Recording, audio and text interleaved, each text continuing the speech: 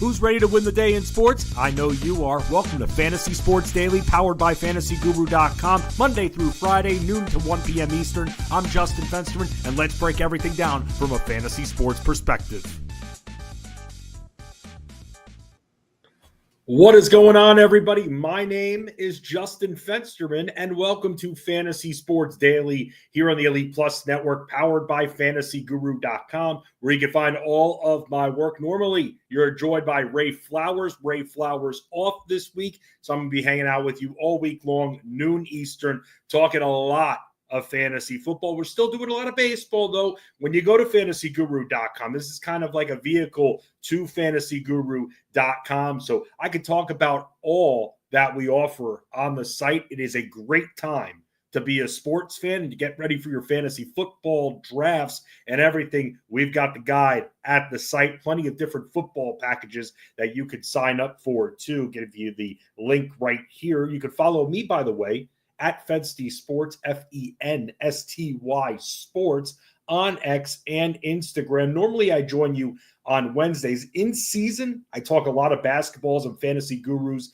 lead NBA analyst. I also do football work as well. You can also catch me at SiriusXM. And speaking of SiriusXM and SiriusXM Fantasy Sports Radio, make sure you catch Jeff Mans there, 2 p.m. Eastern, all week long, 2 to 5 p.m. Eastern. And to get a look at our guide for fantasy football drafts and for any of our other packages, whether maybe you like betting and that's it, we have a separate betting package. You like playing DFS, we have a separate DFS package for football, a separate seasonal one for you season-long players out there, or you bundle them all up together. You go to this link right here. You get any of our packages. If you go all in, you get access to everything we offer, from our live streams on site to our podcast on site, to all of our articles, including Jeff Mans' Cash Game Breakdown, which comes out during the season every single week to help you set your DFS lineups, and everything else that we offer, including our Discord too, new channels in our Fantasy Guru Discord, so that we can make sure that we are addressing all of your issues. You're having an issue in your league when it comes to your commissioner, or if you're a commissioner yourself, you are in an impasse with a certain decision needed to be made in your fantasy football leagues. That's where we have the commissioner tab. We have keeper and dynasty. We have everything that you need in order to get ready to win your leagues this year. So I'm going to be talking today, specifically going to be splitting up the coverage between all the skill positions, and then I'm going to do a little bit of an auction kind of strategy talk. I did part one last week because just went up on the site a few days ago, mine and Ray Flowers auction content too, where we give you strategies. We also give you some targets depending on where they're going. In auctions, you see average draft position fluctuate a little bit more when you're putting a dollar amount on a player. So there's a little bit more wiggle room, and that's why we're always saying spend, spend, spend. And today with the running back position, I'm going to talk about where we could get some of that nice value in our auctions, and also in general, just some different strategies regarding the position. So make sure, again, you go to this link that you're seeing and you get ready to win when you ride with the Elite Mafia this year in 2025 when you go to FantasyGuru.com. Tyler Beaker is going to join me in just a little bit, and Tyler is going to talk about running backs with me too. Here's kind of the setting the stage right here with what I'm talking about today. Different running back strategies, and now you'll be able to check them out in articles at length at FantasyGuru.com as part of our content release and everything. So with that, that's why I'm going to be talking about who you can end up with if you employ certain strategies. And that's a great place to start. By the way, if you have questions regarding some of the running backs that you're planning on targeting, please let me know, by the way. Please let me know. I will be also keeping track, because I know a lot of you do like baseball too. I see it in the comments a lot. Ray does a great job with baseball, but yours truly being there, more of a football guy right now. Football, the big thing that we got to talk about, make sure we hit hard. Anything that comes across the wire when it comes to baseball and MLB trade of a Ryan McMahon type going to the Yankees, paying off a little bit, going to need his bat with Aaron Judge banged up and on the IL. If the Yankees are going to catch those Jays, those hot Blue Jays, it's going to be interesting to see who ends up being the true buyers and sellers when it comes to this week for the MLB trade deadline and how it impacts even DFS lineups. We've got our content rolling out in the MLB section of that Discord that I keep talking about here. So let's talk about the running back spot, because there was a time years ago, we're talking the 2000s, we're talking even the early 2010s, where there was a big time emphasis with making sure you draft as many 3-down backs as you can. And I was one of those people that really tried to make sure that I was checking the box of hitting running backs, because let's face it, there were more 3-down backs. Now we're seeing more multi-back systems where not only is a player deemed a handcuff, aka let's say your starting running back gets hurt and then boom, they're coming in to start just like that. But some of these guys now are good secondary options that maybe in a bye-week situation or maybe on a per-week basis, they average in a PPR or even in a half PPR around that 10-point mark.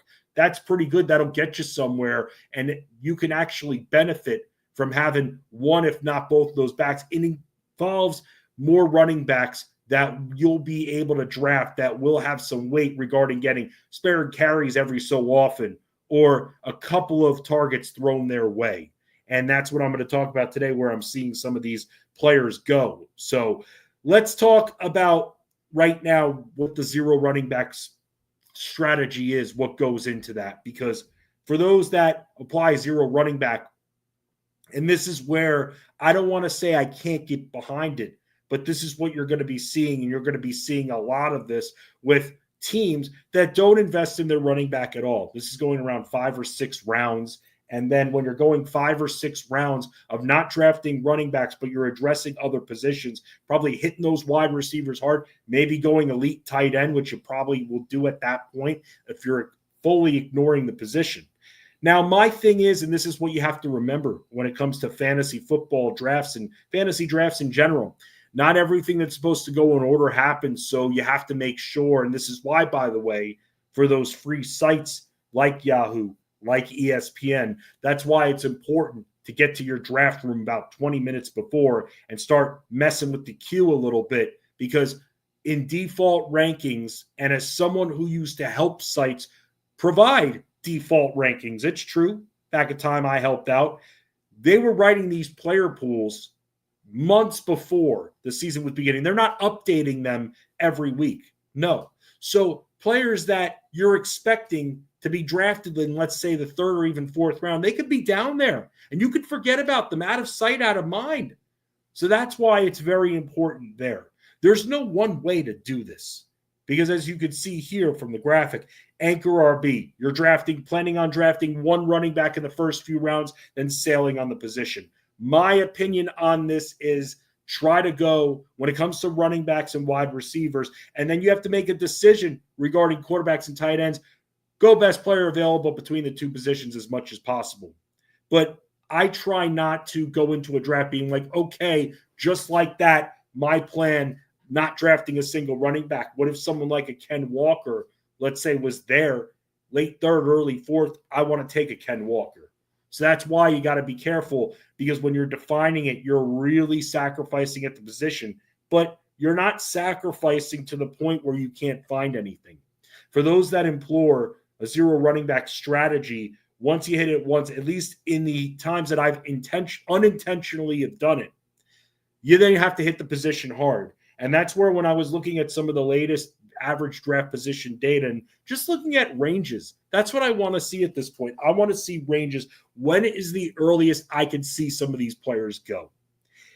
If you're drafting at this point, you have a little bit of an advantage. It works both ways, because yes, when you draft early, then you can have an injury that occurs a few weeks from now, you could be screwed. But it works the other way too. You could get some value right there. So when it comes to zero running back theory, and again, not drafting, going into your draft with the intention of not drafting, no matter what, a single running back until probably, I would say, round 5, if not round 6. Round 6 probably a safer bet right there. Well, now you're looking at guys like Kaleb Johnson. Very into Kaleb Johnson. You're looking at DeAndre Swift. Offensive line in Chicago got very built up, and he's going to have some protection there. Going to be probably running it more with him too. RJ Harvey, talk about protection on the O-line. Oh, I mean, not going to get better than that. These are guys that you're going to be left with, and it's not the worst grouping of players. It's not. And look, when it comes to the health of some of the guys up top, you could put that in question. So is it worth risking it at that point if you're willing to take a shot on a Christian McCaffrey in the first round, or would you rather then sail and wait and go with a few of these guys, making them your next few rounds of picks because you're going to have to? And then you're looking a little bit later at guys like Aaron Jones and Tony Pollard in that 7th, 8th round area. The point is, there are guys, and there is a way to do this. I'm just somebody that has learned to not go into drafts unless I know something about the players that I'm playing with. I used to be in leagues, and this is something good to remember for drafts in general. And I didn't really learn this until I saw it in actually a fantasy football auction. I used to be in a league with a bunch of people from Philadelphia. And I'd say of the 12 or 14 people in the league, I'd say you had about 8 Eagles fans there. So those guys are going to be inflated just like that. That's going to change your draft board too. That's going to absolutely change your draft board. But the bottom line is, the reason I say is, I don't go into a draft unless I know something like that. I don't go into a draft with any kind of plan to ice myself away from running backs or wide receivers. Even tight ends. I used to be that guy with tight ends. And I've said it multiple times here. I used to intentionally wait until the 10th, 11th round to address the tight end. But then all of a sudden, one year, I took over a keeper league team, and I had Travis Kelce. And I said, oh, this will be interesting. I mean, I got Kelce. Let's see what the life on the other side is like when you have, and this was years ago, when you have the ultimate security blanket at tight end, and you're not really thinking about how, well, this week I got to find someone to stream. In a way, it was good because it kept me on the waiver wire. It kept me focused. The worst thing you can do, even when your team is fully healthy, is not look at that waiver wire. And there are people that do that. My team's fine. I'll be good. But that's why it's just so important to always know who's out there and who's not. Because, you'll have bye weeks to deal with, and not waiting to be reactive, but being proactive. That's why, and these are things I've said before as well on shows, that Sunday morning pickups are very vital because you're going to have guys that are dropped. And especially when it's bye weeks, sometimes bye week players will be dropped. And if they're dropped earlier enough, and depending on your waiver system, of course, if you have a first come, first serve Sunday morning and they're essentially free, then you can pick up players for the following week if you're in the great position that you're not dealing with any injuries or anything. It's Sunday morning pickups, vastly underrated in fantasy football. Also, if you have something else I could find, and normally you'll see the backup pickup, but if you all of a sudden start to wonder if someone who's questionable could get like their workload cut a little bit, or in the next few weeks, you start seeing those reports and then you start seeing the workload drop by a very little, that's when I'll pick up that backup player if they're not out there. But if you are a member of the Elite Mafia, you know the big time rule of the Elite Mafia, handcuffing, very vital in fantasy football. Very vital here. So talking about zero running back, if you're not going to be drafting a running back. Now, you could go and you could draft a running back early. And this is a big one here for one running back, and then you sail on the position for the next few rounds.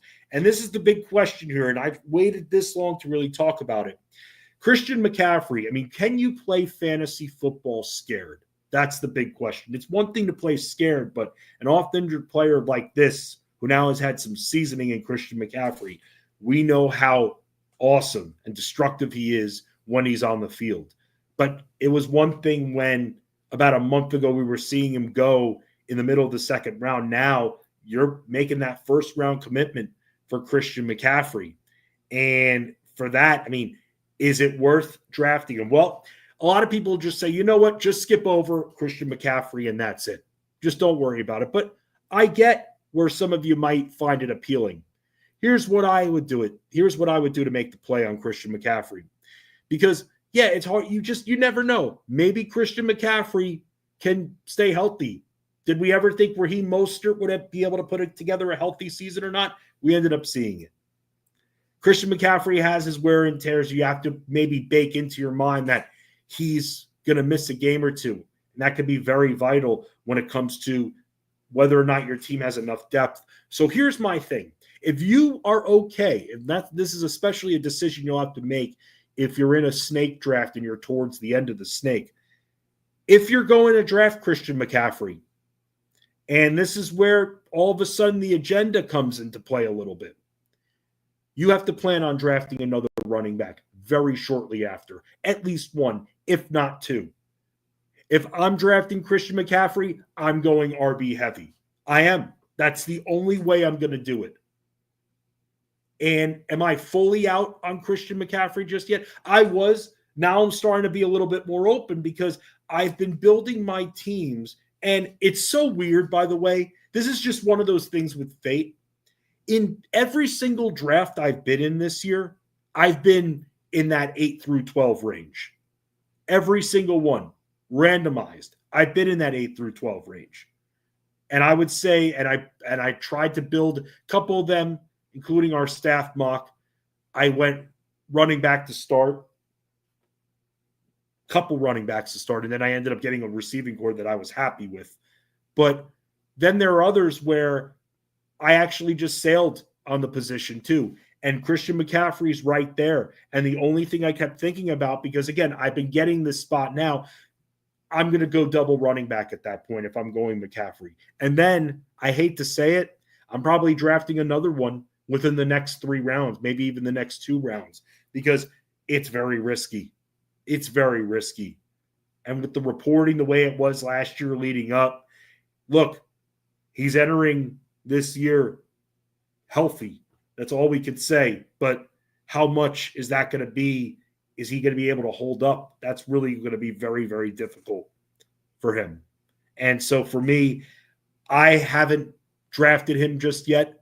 But to everybody that's willing to take that risk, because we know how good Christian McCaffrey can be, to me, you got to go RB heavy, an RB heavy approach here. 0 running back at that point, nah. You're looking at McCaffrey, even if it's a discount in the second round, you got to be able to build a foundation around him. Because, look, it's football. Players are going to get hurt. Certain years, it's the running back that gets decimated. Other years, wide receivers. Other years, quarterbacks. I mean, this year, though, there are a lot of running backs you can look at later on to be able to secure that depth. But still, if I'm drafting McCaffrey, to me, there's no choice. I'm going RB heavy.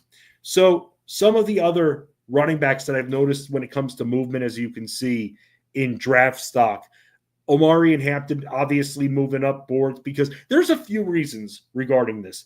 Number one, the Chargers, and yeah, they've got Najee Harris there. And look, I mean, going into the season, I was kind of expecting Najee to get a few more carries to start than Omarion and Hampton.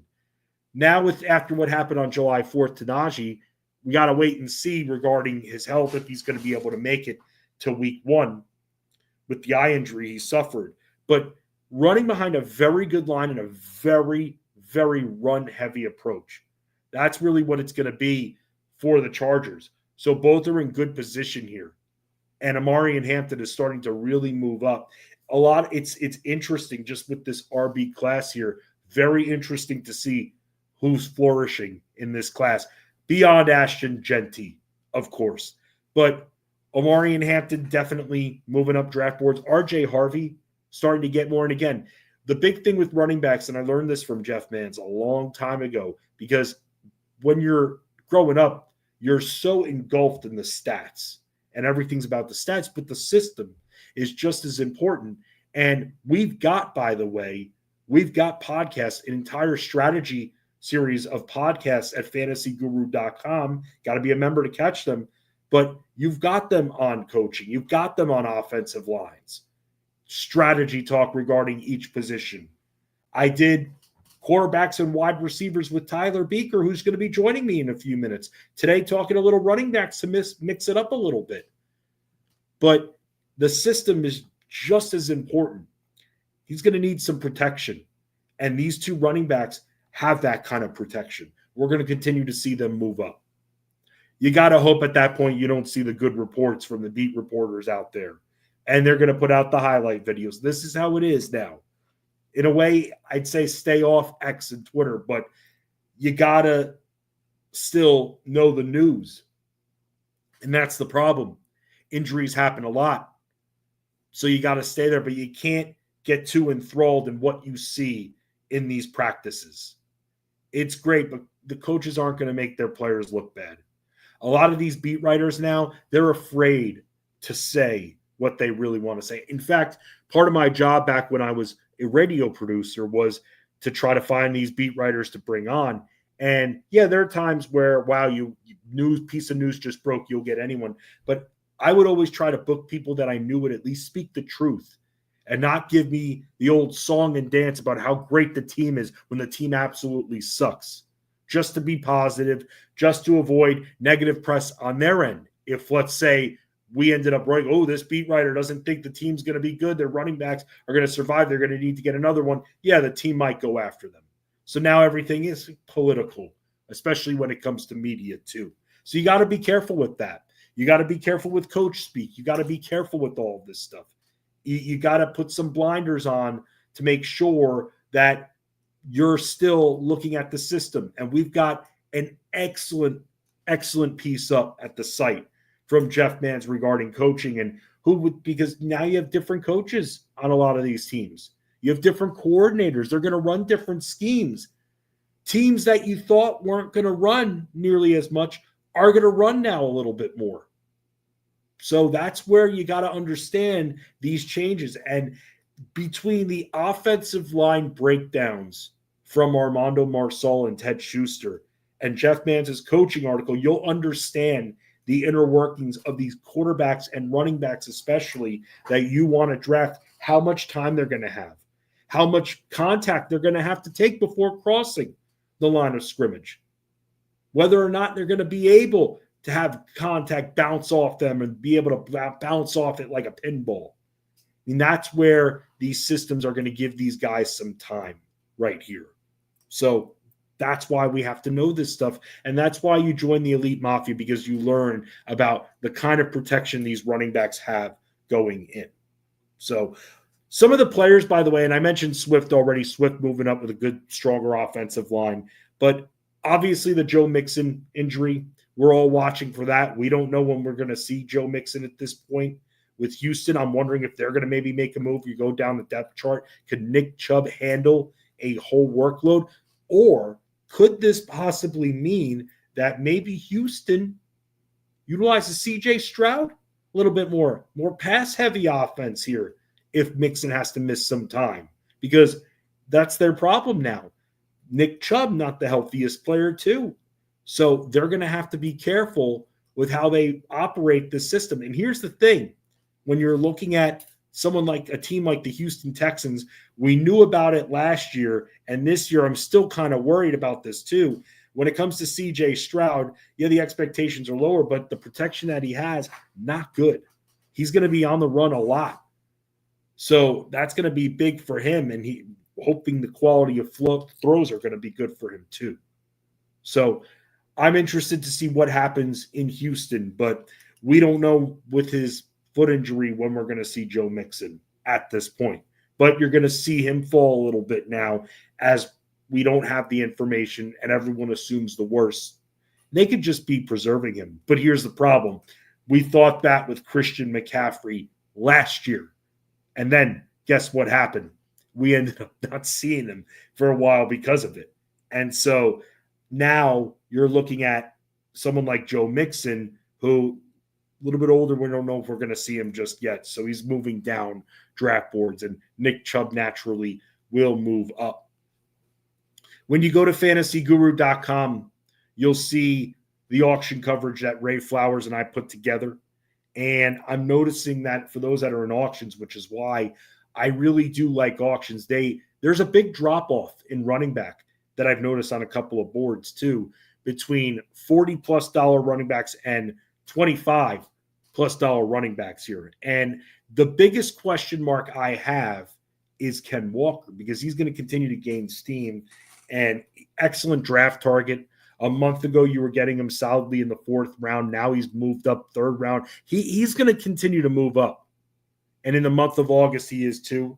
You could end up spending 2nd round value on him, but probably ends up 3rd round value. Now, how does that equate in auctions? Because you're going to see it in auctions. Bijan Robinson's probably going for 60+. Probably he is.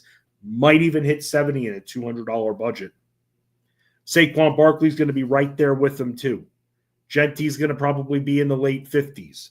I mean, this is, again, when you want the top guys, you have to spend in auctions, and this is where they're going. Now the big question is guys like Derrick Henry, who I know when it comes to the pass catching appeal, he doesn't have any. But still, he's got a lot of protection around him. He's proven he can handle a big-time workload again and again and again. Has he suffered injuries? He has. But still, very reliable guy. And considering that Lamar Jackson is also a runner, for Derrick Henry to do what he did last year, seeing him go now towards the middle of the 2nd round, I've noticed that he's dropped off draft boards a bit too. I'm totally fine with Derrick Henry. I know that he's boring, and I know, well, when are the wheels going to fall off?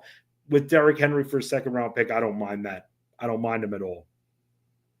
And in auctions, by the way, because Nick Chubb used to be this guy, and now I think it's going to be Derrick Henry, I think that there's a chance that in a lot of leagues, 12-team leagues with 1 flex starting, that Derrick Henry goes for between $35 and $38. And if I can get Derrick Henry for $35, totally cool with that. Baltimore's offense is still going to be prolific.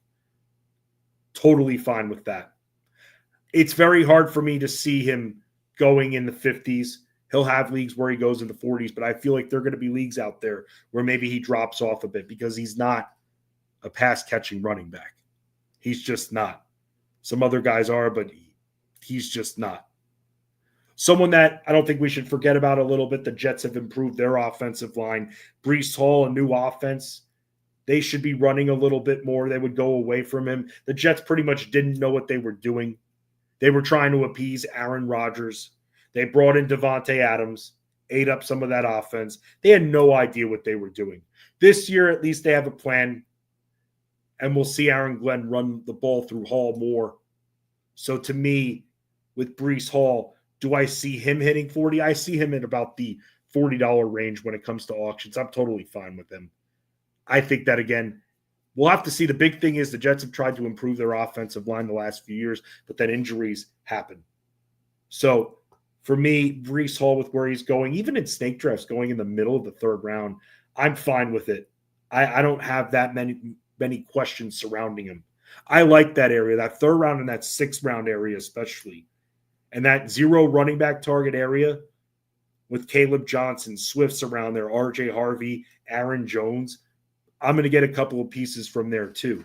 I'm not someone that's likely going to be imploring any kind of 0 running back kind of strategy or anything like that.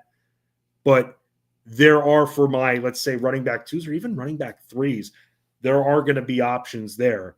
And to have someone like, let's say, a Jeanty, and then to have one of these guys later on, a Kaleb Johnson or an R.J. Harvey, have a Jahmyr Gibbs, and even have a Jonathan Taylor who, look, we can question Jonathan Taylor's health and everything, but we know that when he's out there, he's getting a massive, massive workload.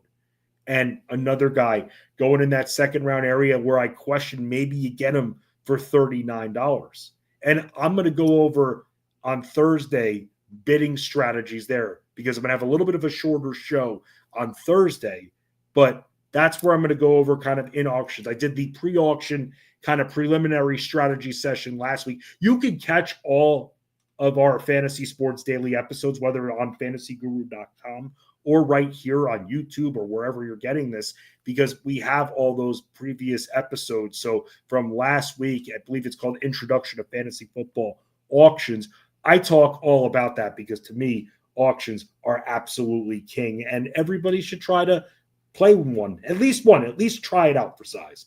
Somebody else that you should hang with when you go to fantasyguru.com, joining me right now, it is Tyler Beaker. Normally joins Fantasy Sports Daily every Thursday, but making the nice shift to Monday. What's going on, Tyler? How's everything?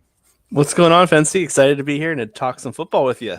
Yeah, man. I was telling everybody we have our Fantasy Guru Draft Guide podcast series up on the site, and we actually did 2 separate strategy sessions, one for quarterback, one for wide receiver. So you all can go to the site and check that out. So I figured, Tyler, we could talk about some running backs. And let me ask you this, Tyler. Are you somebody, because I was just telling everybody that I don't go into a draft being like I have the 0 running back mindset, intentionally not drafted the position. I like to kind of keep myself more open rather than having a major agenda going into my drafts. Have you been employing the 0 running back theory and strategy at all? Well, I think you said it perfectly, where you shouldn't go into a draft with that mindset, where we should always let the draft kind of come to us in these first opening rounds in terms of capitalizing the most on value and players that are slipping. You don't really want to just go in and say, I'm not going to take a running back despite Bijan lasting all the way to, I don't know, pick 10 or something. Maybe then you change your mind and you're a little enticed to take Bijan there. We have this whole thing on draft strategies and tactics. So as part of our Fantasy Guru draft guide, where we look into all these different types of tactics and strategies to help you. And basically the way that I always talk about this in the intro of each one of these is we want to put tools in your tool belt. So whenever you are showing up to the job for your fantasy draft, you've got some different ways for you guys to go depending on how the draft plays out in these opening rounds. But to answer the question, I don't mind 0 running back at all this year. Actually, I love it this year. And it's something we've talked about in previous shows where there's been so many injuries at the wide receiver position last year relative to how they typically hold up, where we saw a complete inverse where running backs stayed healthy, receivers got injured. That's been the outlier season of all outlier seasons over the last decade. I'm expecting things to flip-flop, and because of it, we're going to see some compounding situations come into play here where I think that it's a great year to go 0 running back in the anticipation of many of these older veteran running backs that stayed healthy last year. They get injured. Now we can go with the receiver-heavy start. These guys that missed some time last year, they stay healthy. And then you get all the rookies that come in. This is a fantastic class. Like, there's just so many reasons to go 0 running back if you're willing to take that risk. So, Tyler, I just want to make sure we're on the same page here. For 0 running back, that's not going running back to you for the first 5 rounds or for the first 4 rounds, because I feel like there's different interpretations. There are, and I honestly don't care because I think some people will take it to the extreme and they'll go 8 rounds with it, 9 rounds, 10 rounds. And to me, that's fine. Honestly, I think the whole point of it is to build a team that's just going to be an absolute juggernaut. And I say this because many starting lineups require the leagues that you want to play this in full PPR formats. You want to start at least 3 receivers, the ability to flex a 4th or a 5th. And you want that depth at receiver too, because you're not going to land every single wide receiver. Your first 5 picks, maybe one of them gets injured at wide receiver. So you need some depth there too, not just to go stopping the wide receiver gravy train at round 4, round 5. So I usually go probably about 5+ rounds, where I'm also trying to introduce an elite quarterback or elite tight end also in those builds, just to kind of hammer the edges that I've got relative to other players at those positions. Because if they're loading up at running backs, I want to beat them elsewhere across the board and be running back as my singular weak spot. So I want to hit on something you just said there. You said, and you could tell me if I misquoted you, that some will go 8 rounds and you can build with that. You were inferring that you could still build if you go 8 rounds without addressing the running back. Let's say you do go 8 rounds without addressing the running back. At that point, you're looking at guys like maybe Brian Robinson, Tyrone Tracy at that point, the Cleveland situation. I mean, you're looking at Dallas's situation. I mean, Jacksonville's? I mean, speaking of Jacksonville, who the hell's going to be running the damn ball there? Yeah, and that's actually the part of fantasy football that 0 RB leans on, is the anti-fragility of it all. And when injuries occur, we don't know when they are going to occur. So taking some shots in these ambiguous backfields where we don't know who's going to emerge, like Jacksonville, for an example. One of these guys could emerge and be the bell cow at some point. We saw a very inefficient campaign from Travis Etienne last year. The absolute exact opposite with Bigsby, who was super effective and efficient in this same scheme, despite playing behind the same offensive line. And then we throw in Bachel Tootin, a guy with 4.3 speed, who's if he can hold on to the ball and not fumble, this guy's got the ability to wrestle this job away too. So as of now, as we sit here before August, sure, there's some cloudiness to the situation, but these are the exact type of situations you invest in with a zero running back approach. You invest in these guys, you invest in the handcuffs, the guys that we know that are going to be the 1-for-1 replacements in the event of an injury. And you invest in some of these high upside rookies that are going late in drafts. That's how you build a zero RB portfolio. It doesn't always work, but when it does, you have the ability to put up an absolute juggernaut. And some of these have taken down some of these very large field tournaments. So I know people like to poop on this and like say it's a really bad strategy, but it's had success. It's had big time success, and it's taken home thousands and thousands of dollars in the process. Right. We wouldn't be writing about it on the site if it didn't work, but you have to know what you're doing going into it. That's the big thing here. And you've got to know what you're missing out on, but you also have to know where you're benefiting too. And Tyler, like you're saying, and something you said, this year in particular, there are just so many rookies to be excited about, man. And you talk about going zero running back theory. Let's say on average for those that really just sail on running back the first 5 rounds, you're looking at Kaleb Johnson right there. I like that. I'm totally fine with Kaleb Johnson, someone that if you're starting your drafts off with him, I mean, look, he's going to be getting the volume. That's really what you're looking at, volume being just so key there. And RJ Harvey, RJ Harvey with the protection that he has, and we've talked before on shows about the Denver offense here and how there's a lot to like. I mean, these are guys that if you are ignoring the running back spot, they're rookies. We technically don't know how they're going to adjust, but they're being set up nicely in good systems. Yeah, this is usually where I do the break glass for running backs when I'm doing a zero RB, because these guys are fantastic prospects, and they also go to some very interesting offenses. I'm particularly very bullish on Harvey this year. I think he's a guy that has a chance to hit the ground running. We talk about pass catching backs being far more valuable than the one-dimensional guys like Kaleb. So if I were to pick one, it'd probably be Harvey over Kaleb, but that's also priced in their ADP. We're seeing Harvey a little bit ahead of Kaleb. Just know that targets are worth 2.5x roughly the value of a carry. Harvey basically doubled what Kaleb did reception-wise over their collegiate careers. And Harvey also very, very efficient yards per reception guy over his career at during his collegiate days. Sean Payton's system, fantastic one for pass catching backs, consistently turning out top 12 pass catching marks there. And then Harvey's best trait, I think, is his ability to force missed tackles. Very, very strong there. Top 5 in career missed tackles forced per touch, over the last 10 years among all backs. So yeah, there's a lot to like there with Harvey. And then Kaleb, I mean, I just view him as like the prototypical Steelers running back, where it's a fit and glove kind of match there. Right. Yeah, it's just a fantastic selection there for them. I think he's going to be a very high floor guy right out the gate. Let's go to a comment. We just got a comment question here from Mark G here, because I drafted this guy in our staff mock.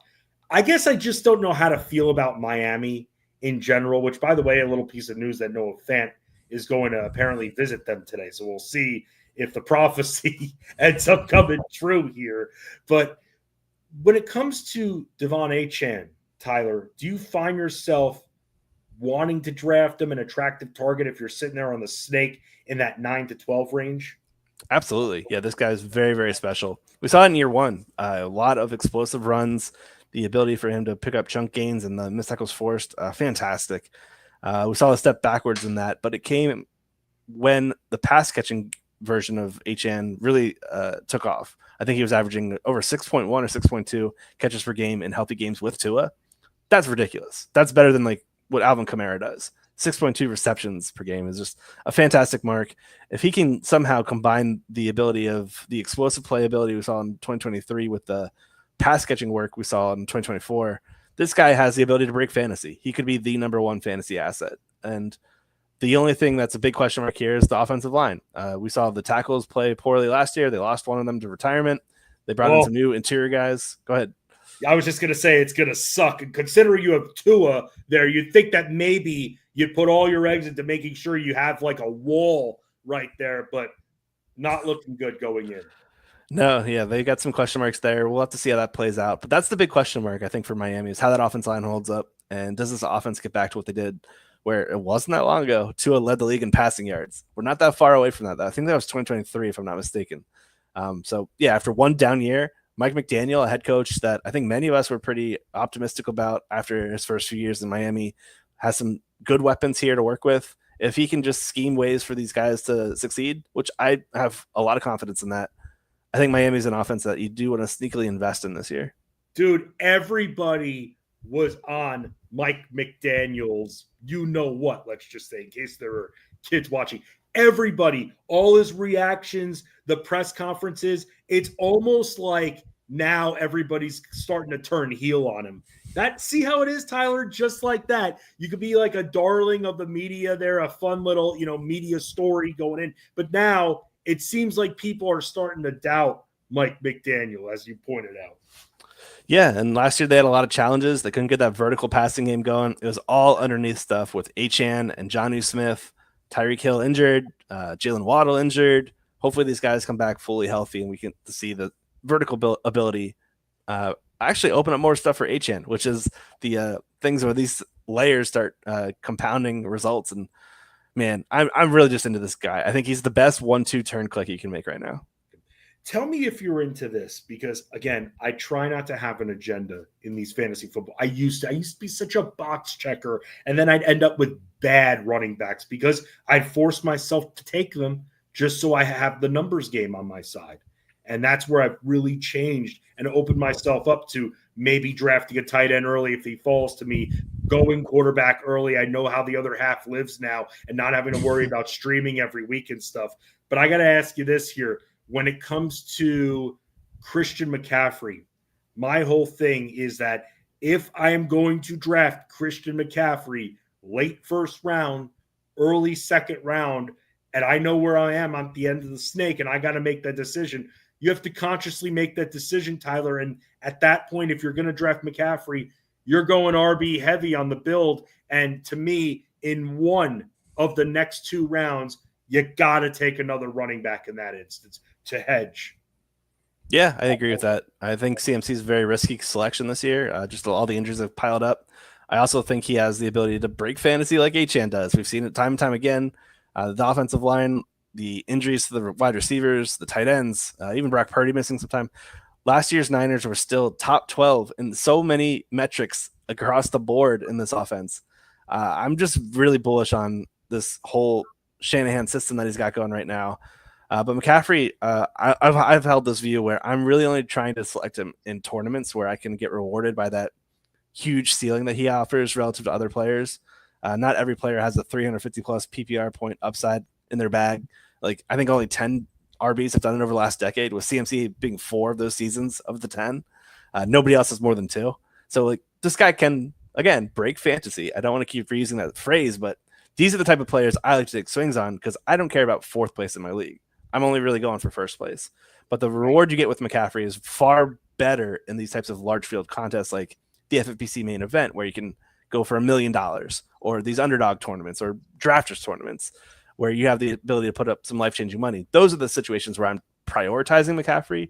In a redraft, if I were in just one home league, me and my buddies, I'm going to let somebody else take him because I think there is a lot of downside there too. And Jeff talks about it all the time. Jeff Mans talks about having a strong foundation in your opening rounds. There's a lot of cracks in the cement there when you build your foundation with CMC. There is, and that's why you got to load up on the cement. That's why, and that's part of that is getting a running back. Maybe if you really want, maybe even 2. But if you're someone that's not really keen on building around running backs, and you're taking Christian McCaffrey, and then you're planning on sailing for the next number of rounds, you'd rather at that point go with an ace wide receiver and maybe one of those tight ends there if you're on the 2nd, 3rd round turn and address other spots. But it's hard for me, Tyler, because of what you just said. We know how good Christian McCaffrey can be. It's hard for me to tell people blanketly just to not draft the guy, but how you can work around his health issues. And people might be turned off by that. It's too damn bad. You got to play it safe. Yeah, and the good thing about Shanahan, too, is we know that he's also a one-back guy. So if CMC were to go down, make sure you get Garendo, who's going I don't know, around 11 through 13. It really varies site to site. Just make sure you prioritize him. Take the steps ahead of time before your draft. Find out where he is in ADP, and maybe make a little note to grab him a half round beforehand if you are investing in CMC. Because again, I think we're probably going to see very likely a 1-for-1 replacement. And Garendo flashed last year, pass catching, rushing the ball, the explosive plays, that elite speed score that he showed in the combine. It was on full display. We just got to worry about injuries with him too, unfortunately. You do. You absolutely do. You got to be careful there. You got to always be prepared. That's why I was telling everyone, Tyler, before that you don't take a week off of waivers. Even if you're in a 10-team league and you haven't had an injury all year, now it's week 6 or 7. That's how you can lose it all in one fell swoop of a few injuries. So Sunday morning pickups, a big lesson from today's Monday show. Very underrated, especially during bye weeks where people are just dropping people just so they could get a little bit more depth for the week. That's where you could take advantage a little bit more. And speaking of taking advantage, Tyler, because you're someone that's been hanging around there, especially Jeff Mans too. Drafters. You mentioned Drafters before. Still ongoing our partnership with Drafters and Fantasy Guru for where to play best ball drafts. And you're seeing this code right here. You don't see a lot of reload promo codes, Tyler, and you've been living on Drafters. Why don't you tell everybody about the experience for those that want to get in and play best ball with the likes of you and Jeff and everyone on Drafters? Yeah, it's been a blast. This past weekend, I think I ripped off maybe 6 to 10 different drafts over there. They were doing a promo where if you do 5, you get a free ticket. And me being the overachiever, I think I doubled it. Do you get 2 free tickets then? No, not unfortunately not. No. I just really like drafting. But yeah, what's great about Drafters relative to other websites is the primary tournament they have, their best ball championship, is a week 1 through 17 total points scored. That's all we're really searching for here in terms of how to take this thing down and win $500,000. Year after year, we've also seen them struggle filling this contest, so there's going to be some overlay, which makes it a lot easier to get into that minimum cash threshold that we're looking for. But yeah, it's just a great thing. 150 max contest, $20 to enter. It's something that I max entered last year. It's something I'm thinking about doing this year too. Really want to do my volume though in August, but it's just a very, very straightforward platform. 20 rounds, PPR. That's pretty much it. We've got a lot of strategy and tactic advice over on Fantasy Guru on the website. Rankings you can download and upload and use them, or you can use it as a base for your own and modify it as you'd like. I'll be doing another sweep of updates this upcoming evening tonight, so that we can account for all the changes, because man, training camp has been hot and heavy, man. There's been a lot of news coming out, and not all of it's actionable, but some of it is, and I'm going to be doing some minor tweaks for that. But yeah, when you see like the videos of the highlights, like I'll give one I saw, because look, we're all sports fans. We're gonna watch the videos, but I try not to apply it to fantasy. But when you're seeing like Cam Scattaboo like catching passes and running nicely, like you gotta be careful, man. It's like they're dangling. It's like it could be fool's gold right here. I don't want to overdraft these guys, but these reactions to these videos, they change draft stock, and we have to kind of keep our blinders on. We have to keep our tunnel vision, essentially. That's so true, because a lot of it can be people reinforcing preconceived notions where, yeah, I'm into Cam Scattaboo. I see him catching this deflected pass. Oh, he's got great hands. We got to draft him. He's far, far better than Tyrone Tracy. Yeah, that's just ridiculous. I'll say the information age. Man, people are still going to overdraft when they see one highlight like that. The information age is a double-edged sword. It is. Like, it's great to know this stuff. It's great to get how many passing completions Shedeur Sanders has versus Joe Flacco versus Kenny Pickett. But at the end of the line, like, most of this is more noise than actionable stuff. Right. It's like when you get sick, you don't really want to go on WebMD or anything like that. Oh, no. You get never. You have out a lot doing that. I'll tell you that much. I hear people do it. Well, I went on WebMD. Why? Stop. Don't do it. Like my aunts and uncles, like going on web. They don't know why we're on WebMD. Don't do it. Just stop. Speaking of don't do it, Tyler, why don't you give us a few running backs that you just aren't into? And I know that's card subject to change in rankings and depending on who's on the board, or a few running backs that you're just not into for fantasy.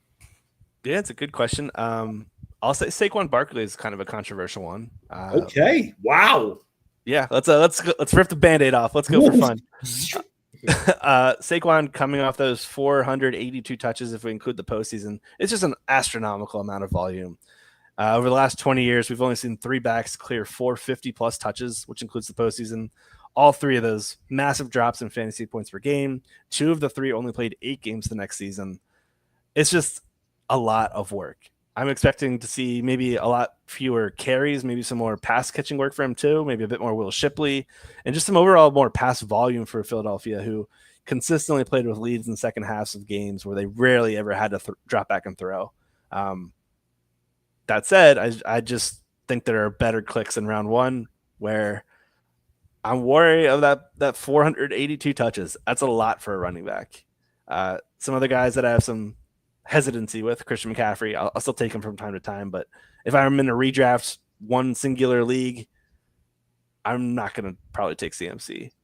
Josh Jacobs, another back I'm shying away from. James Cook, the regression pretty evident with the touchdowns. Isaiah Pacheco, I'm not sold that he's back to 100% after that broken leg.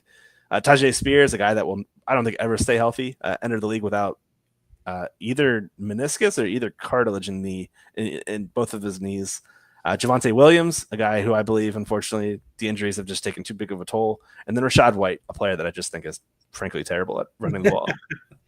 What about here's from JCKSTRW? You mentioned Pacheco there. And what about Smith here, Brashard Smith?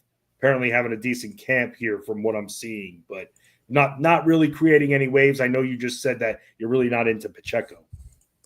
No, I'm actually trying to take swings on him and Elijah Mitchell as my very last draft picks, because I think there's a path where one of these guys could be very, very fantasy relevant. Brashard Smith, former pass catching guy, great receiver turned running back, has got that explosive ability, very, very high receiving grade, if I'm remembering correctly, in terms of what PFF graded him as coming out. But he's really like a McKinnon-like player that they can throw out there, which, if you remember correctly, it wasn't that long ago where Mahomes had a big season of red zone checkdowns to McKinnon, where swing passes and little dump offs, they ended drives that way. We got a lot of touchdowns from McKinnon in that capacity. My issue is I don't know if Smith will ever be the type of volume running back that a guy like Pacheco could be, like a 15 to 20 carries in game. So Smith to me is more of a best ball selection, particularly on drafters where it's full PPR. You were just talking about your fear with Saquon Barkley. I feel like every year there's ongoing fear with Derrick Henry. Now, when we were doing our staff mock, he was going borderline first round. Now he's going solidly in the second round. And what I was going to kind of try to come back at you with regarding Saquon is that he's got a hell of a lot of protection. And that's something that Derrick Henry has. And even though it's a massive workload, when you have that type of protection there, maybe takes away a little bit of the wear and tear, clears pass for you, that Barkley got so many holes and paths cleared for him to have breakaway runs. I mean, if you have that protection, guys like Barkley and even Derrick Henry, doesn't that make you a little bit more attracted to them despite the crazy volume? Sure. I feel like I'm probably going to contradict myself here, where I feel like Derrick Henry is a fine click, but Saquon Barkley is not. Okay. And the reason for it is Derrick Henry is 6'3". He's 245 pounds. He's not a normal running back. And we can't apply historical trends, age curves that go to the 5'10", 210-pound backs. Right. Because Derrick Henry's not that guy. And I'll continue to bet on him as an outlier all the way until he retires, because this guy is just such a size speed freak. His first year in Todd Monken's system, fantastic season. And this is also a guy that can come off the field and stay healthy, because he's not their third down and long passing back like Saquon is for Philadelphia. Saquon's a fantastic pass catching back. Henry has that ability. Sure. I mean, he averages an absurd yards per reception mark. But they largely use Justice Hill in those situations. They take him off the field frequently. And I think that also helps for the longevity of a guy like Derrick Henry. And should we get any type of regression from Lamar Jackson's 8.6% passing touchdown rate last year, which led the league, maybe even if it just drops to 7%, we could see another 5 touchdowns for Derrick Henry, who had, I think it was 95% of all carries inside the 5-yard line for the Ravens. Like, as much as we think of Lamar as a rushing threat, he's not that threater on the goal line. Lamar would rather stay healthy and just give it to this 245-pound behemoth behind him. And I think we could see a 20-plus touchdown season from Derrick Henry. So I'm very much into him. Yeah, I think around 2 click, like you go receiver round 1, Henry round 2. No matter your scoring format, I think that's a good start. Oh, that would be fun. That would be fun. I did in our staff mock, which was back in May. I started with Achan and Derrick Henry. So there you go. Yeah, got questioned a little bit about it, but still, I didn't intend to start running back, but both those guys very attracted to me, and I was sitting there, I believe, at the 11th spot in that one. What a shocker. Finally, Tyler, I want to ask you this, and I'm sure you've been asked in our Discord, where, by the way, you can find Tyler Beaker at fantasyguru.com in our Discord there, too. How are you handling this Joe Mixon foot injury at this point? Because, I mean, we don't know when we're going to be seeing him on the field again, whether it's practice or even in action. And then you look at the depth chart there, and can Nick Chubb handle a full workload? You almost think that Houston might have to go out and get someone. Yeah, it's turned into a more worrisome situation based on reports from both national and local beats that are all reporting an extended absence, which I think honestly puts week 1 in question at that point. Yeah. We don't really know what to expect here. He was in a boot earlier this offseason to the point where we've seen a consistent slide in his ADP. I was monitoring the Pros vs. Joes contest, which is something held on FFPC every year. And last night he went in round 9. That's a big drop from where Mixon had been going in round 5, 6, basically all offseason. Nick Chubb's now 2 years removed from that big ACL injury. It's tough to put like a percentage on where we would expect him to be, but I don't think he'll be anything close to what we saw 2 years back prior to injury. But if we still get like 80% Nick Chubb, is that worth investing in? I think so, especially if he's going to be the lead back here. If Mixon's, let's say he's on the pup list, he misses the first 4 games. We get 4 games of Nick Chubb and question marks behind him as the depth chart. But it's super interesting to me because of the all offense here. We've got Nick Caley coming in from the Rams.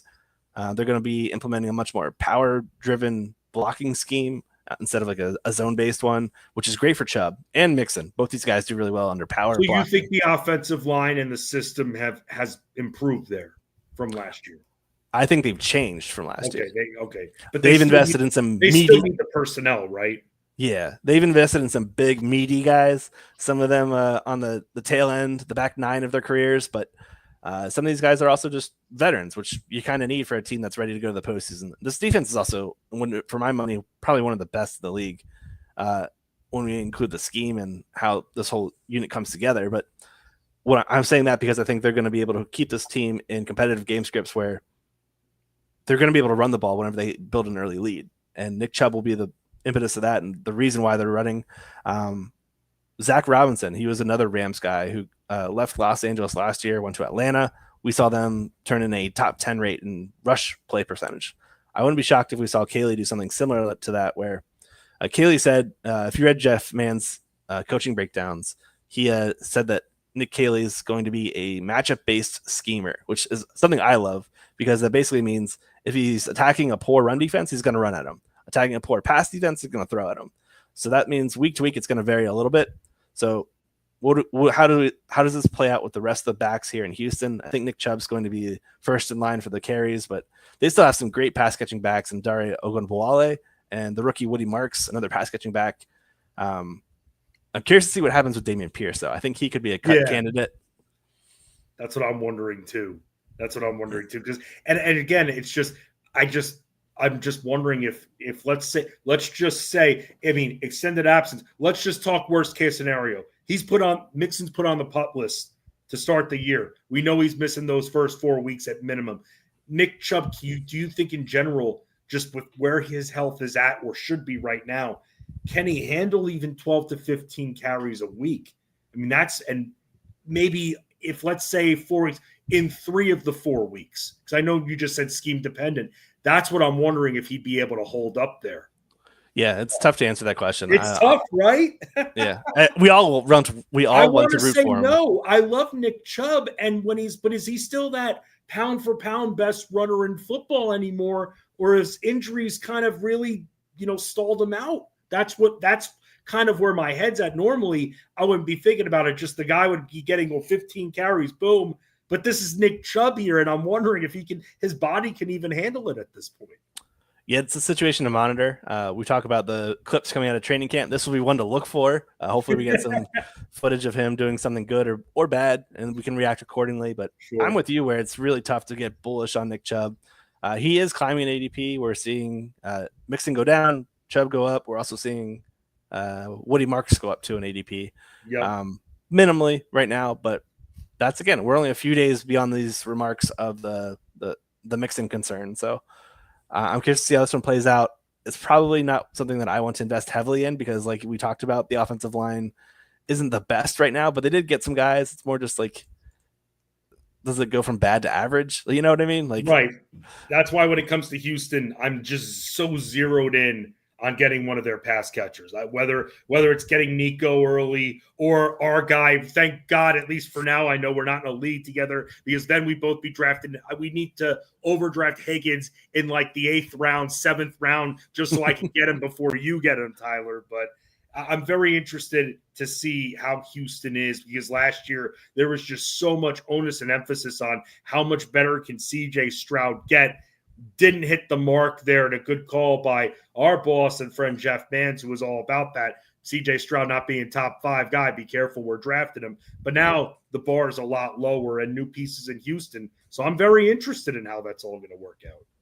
Me too. Last year, I mean, we just saw a lot of those second and long carries that were just like, we were all just like frustrated. Why does this keep happening with Bobby Sloak? Why does he keep doing these terrible play calls? No surprise to see the swap here. So hopefully Nick Caley can help this offense take a step forward. Tyler, it's always great talking with you, man. I get lost in the time. See, Tyler's the kind of person, and I'm not just saying that, where an hour and a half can go by and it's like, oh, wow, we've been talking for an hour and a half. It's just so much fun talking football with Tyler and a lot of our analysts at fantasyguru.com as well. That's why it's always great. And Tyler, the good thing about him, and I'm going to boast about you, Tyler, I feel like I'm like your mom. Like, Tyler's just so perfect. But Tyler's very good at taking the analytics and then explaining them, kind of doing the Zach Morris timeout. Here's where this kind of all fits in because it's hard to follow this stuff, Tyler, in the age of analytics and baseball especially, but also football. It's hard to really keep up. And whether it's your writing or when we have these interviews, you do a very good job of kind of stopping and explaining before giving the actual analytic and how it proves some of your theories regarding these guys. Thank you very much. Yeah, I know some of that can be very dry when you hear numbers and data just spilled out and word vomited. So adding the context to it is what I try to do and make it very digestible for players because, listen, I'm not doing this just for myself. I'm just doing it to help you guys. I want you guys all to succeed in your fantasy forays. And if I can just spit out a bunch of stats and you guys not be able to use anything with it, then what's the point? So exactly. Best of luck and check out all the stuff we got going on fantasy. Yeah, I'll hit on that stuff we got coming up in the Fantasy Guru spin. Honestly, it's a small little break here. We've got the betting guide, which is my next big chapter, which will come out early August, which is right around the corner. Last year, we hit on how to bet on quarterback props, how to bet on NFL futures, how to take overs, unders. What about some alt lines? We're going to cover all that stuff once again this year for anyone that would like to play or get into the betting package. Even if you're not a member of our betting package, you can at least read those articles and learn how we do it so that you can practice it on your own this year. Maybe you have some success, maybe you have some failures. You can reach out to us via our Discord and chime in like, what am I doing wrong here? What am I looking at wrong? We're going to try to get you guys on the right path with those basically intro articles. So be on the lookout for that. It should be out early August. Yeah, at Tyler Buecher, Buecher on X, the artist formerly known as Twitter. JCK Straw loves the roster coach, which is one of our live streams on the site. Tuesday night, Tyler, tell me if I'm wrong, 7 p.m. Eastern is when the roster coach live stream is, and it's a rotation. It's you, it's Armando, Russell's involved, Rich Mileto is involved here. And you guys are just palling around talking some football. Palling around, yeah. Usually it's the 4 of us. We have a rotation. Generally about 3 of us are on, so we got at least one guy taking a break. But yeah, every Tuesday night, at 7 p.m. Eastern, we'll have those shows. We've been doing that all off season. We'll continue it through the regular season as well, where that's really turned into a waiver show basically on Tuesdays where we cover that. We recap the week that happened and help you guys get pointed in the right direction with waivers, which is really great because it's interactive. You guys are able to start sit questions, ask waiver, pick up, drop questions. It's something that I don't think enough subscribers take advantage of because it's really helpful to get these one-on-one interactions with us. Yeah, absolutely. And that's why when you ride with the Elite Mafia, the family that sticks together wins together. That is what we do. For Tyler Beaker, I'm Justin Fensterman at Fensty Sports, FENSTY Sports on X and Instagram. I'll be back tomorrow, same time, same place, same channel, right here, Fantasy Sports Daily, here on the Elite Plus Network, powered by the good old FG Fantasy